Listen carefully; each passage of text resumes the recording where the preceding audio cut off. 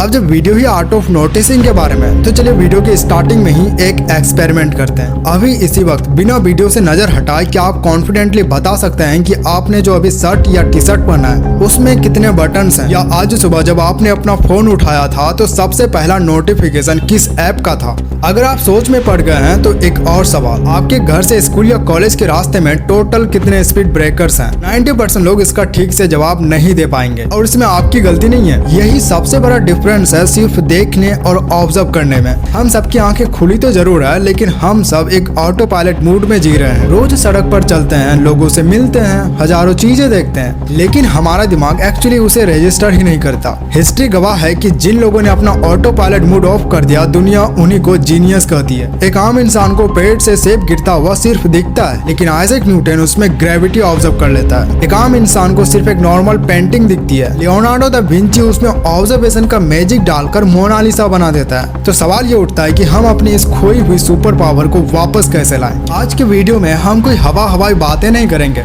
हम proper neuro science और psychology की मदद से इस आर्ट ऑफ नोटिसिंग के पीछे की शॉकिंग रियलिटी को डिकोड करेंगे। हम समझेंगे कि कैसे हमारा ही दिमाग हमारे साथ खेल खेलता है, कैसे आप इसे हैक करके दुनिया को वैसे देख सकते हैं जैसे 99% लोग नहीं देख पाते। तो चलिए शुरू करते हैं। इस वीडियो में आगे बढ़ने से पहले मैं आपको एक क्लियर वार्निंग दे दूं। आज मैं आपके दिमाग के साथ कुछ साइकोलॉजिकल माइंड गेम खेलने वाला हूँ। हम सिर्फ थ्योरी की बातें नहीं करेंगे, बल्कि हर एक सेक्शन के एंड में आपको एक चैलेंज देंगे और मेरा दावा है कि ज्यादातर लोग उस चैलेंजेस में फेल हो जाएंगे। इस प्रोसेस में आपको ये पता चलेगा कि आपका दिमाग एक्चुअली आपको कितना बड़ा धोखा दे रहा है। तो सबसे पहले समझते हैं कि हम प्रैक्टिकली ब्लाइंड क्यों हैं। आपको लगता है कि आप जो देख रहे हैं वही रियलिटी है। साइंस कहती है कि हमारे पांचों सेंसेस मिलकर लगभग 1.1 करोड़ बीट्स का डाटा भेजते हैं, लेकिन एक शॉकिंग सच बताऊं, हमारा कॉन्शियस दिमाग यानी आप जब अभी इस वीडियो को देख रहे हैं वो एक सेकंड में सिर्फ और सिर्फ 40 बीट्स डेटा को ही कैप्चर कर पाता है। मतलब आपका दिमाग बाकी का 99.99% डेटा डिलीट कर देता है।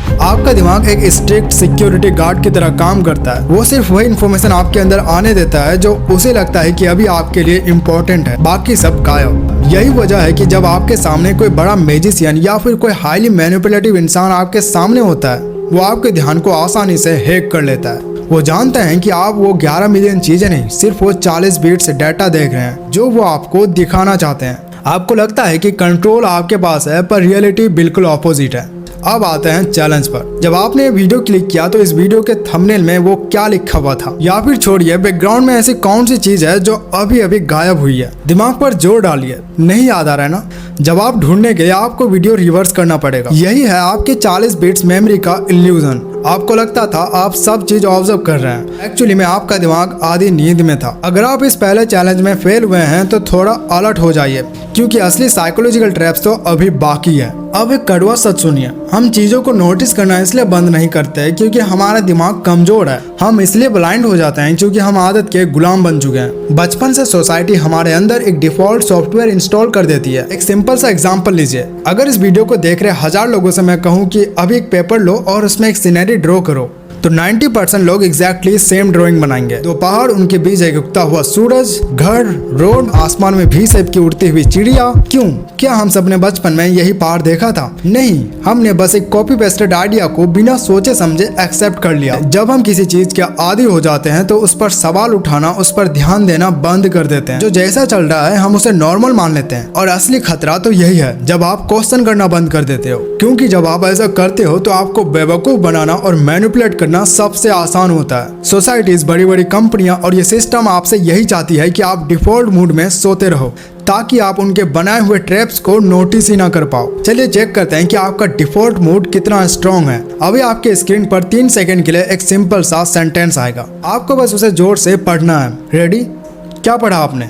You are a genius. अगर हाँ तो कॉन्ग्रेचुलेशंस, आप फिर ट्रैप हो चुके हैं। ध्यान से थोड़ा रिवाइंड करो और देखो वहाँ पे डबल ए था। आपके दिमाग ने दूसरे ए को कम्प्लीटली इनविजिबल कर दिया, क्योंकि आपका दिमाग सेंटेंस पढ़ने की आदी हो चुकी है। उसने डिफॉल्ट सेटिंग ऑन की और एरर को खुद ब खुद डिलीट कर दिया। वो वही देखता है जो वो देखना चाहता है, वो नहीं जो एक्चुअली वहाँ है। और यकीन मानिए रियल लाइफ में यही आदत आपसे ऐसे डिटेल्स मिस करवाती है जो आपका पूरा करियर या रिलेशन बचा सकती है। अब आते हैं दुनिया की सबसे डार्क रियलिटी पर। जब आप डिफॉल्ट मोड में सोते रहते हैं तो ये सिस्टम यानी बड़ी बड़ी कंपनियां, गवर्नमेंट और ये सोसाइटी बिना आपको बताए कैसे आपके बिहेवियर को कंट्रोल करता है। क्या आपने कभी नोटिस किया है कि मेट्रो स्टेशन, एयरपोर्ट्स या बस स्टॉप्स पर जो बेंचेस होते हैं वो अक्सर टेढ़े क्यों होते हैं, या उनके बीच में आयरन के आर्म रेस्ट क्यों लगे होते हैं? देखने में आपको लगेगा कि ये कोई मॉडर्न डिजाइन है, लेकिन असलियत में इसे होस्टाइल आर्किटेक्चर कहा जाता है। इसे जानबूझकर ऐसा बनाया जाता है ताकि कोई होमलेस इंसान वहां लेटकर सो ना सके।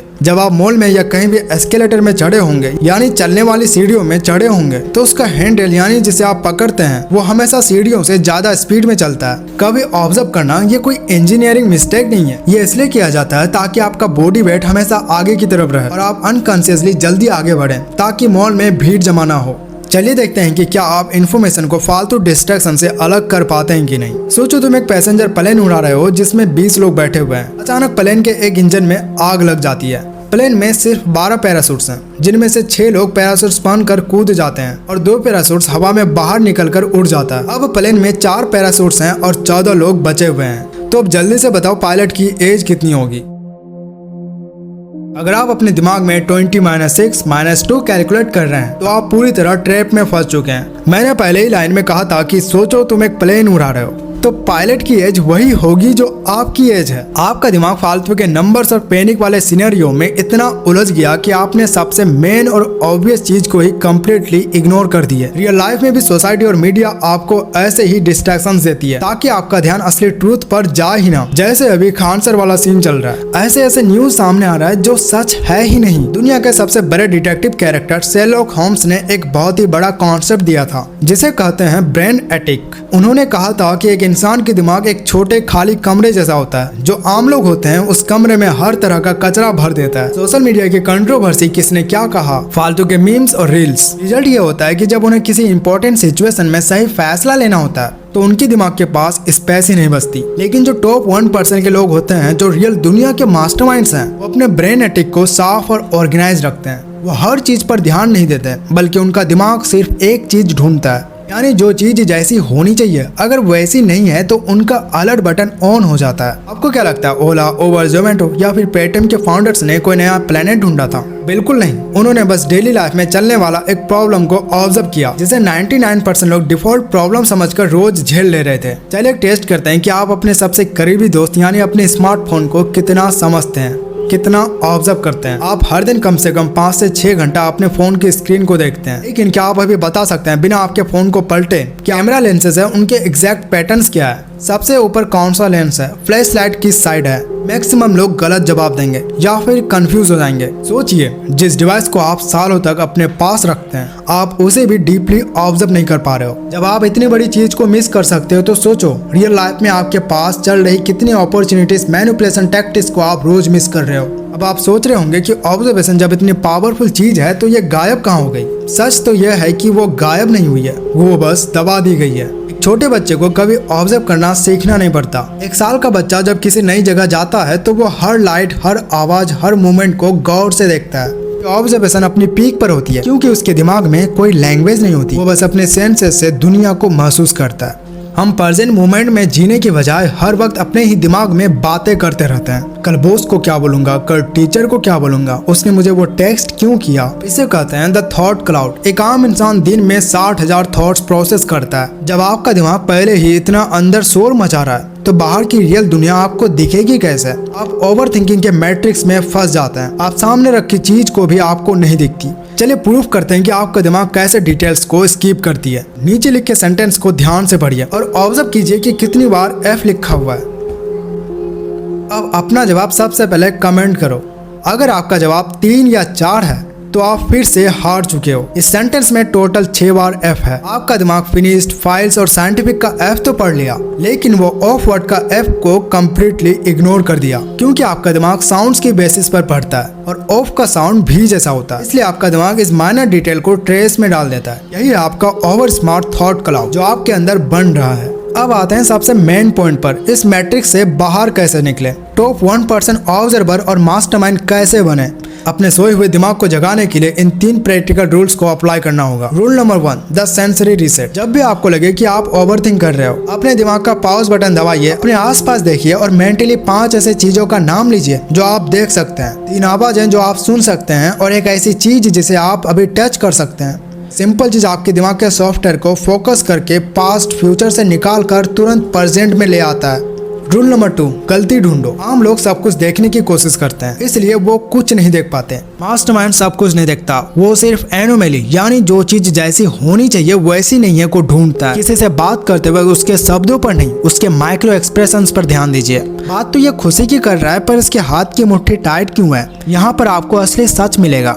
Rule number 2, memory palace. Observation useless है अगर आप उसे याद नहीं रख सके। आपको 5 इंपॉर्टेंट डिटेल्स याद रखनी है तो उनकी अपने दिमाग में एक अजीब सी कहानी बना लीजिए जिसे आपने अपने ही घर से लिंक किया हो। अब तक जो हमने चैलेंज किया था वो स्क्रीन के बेसिस में था, लेकिन इस बार चैलेंज स्क्रीन के बाहर है। अभी इसी वक्त अपनी आंखें बंद कीजिए और सोचो कि आपके लेफ्ट साइड ऐसी क्या चीज रखी हुई है और इस पूरे कमरे में एक ऐसी कौन सी आवाज है, जैसे फैन, एसी या दूर से आती हुई ट्रैफिक या घड़ी की टिक टिक, जिसे आप पिछले 10 मिनट से बिल्कुल इग्नोर कर रहे थे, लेकिन मेरे बोलते ही वो आवाज अचानक से लाउड हो गई। महसूस हुआ ये आवाज पहले भी वहीं थी। तो इस वीडियो का अगर पार्ट 2 चाहिए तो कमेंट्स में पार्ट 2 जरूर लिख देना। और ऐसे वीडियोस के लिए चैनल को सब्सक्राइब जरूर करना और अपने दोस्तों के साथ शेयर जरूर करना। Thanks for watching.